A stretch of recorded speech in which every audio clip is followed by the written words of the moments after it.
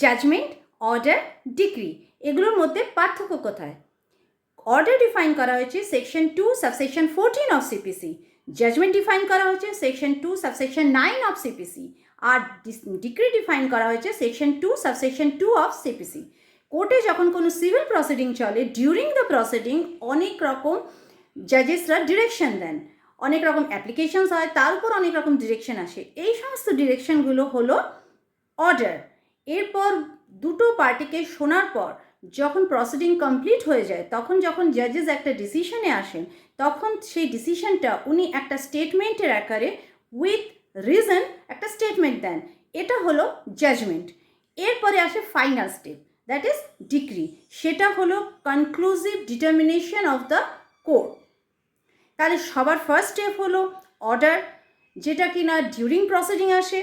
এরপরে আসে জাজমেন্ট, যেটা দুটো পার্টিকে শোনার পরে আসে। তারপরে আসে decree, that is final step. তাহলে under CPC some orders are appealable, decree appealable, but judgment is not অ্যাপিলেবল।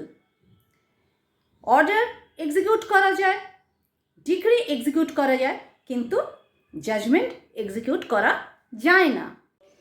তাহলে এইরকম কিছু ইনফরমেটিভ ভিডিও পেতে হলে আমার চ্যানেলটিকে অবশ্যই সাবস্ক্রাইব করুন। Thank you.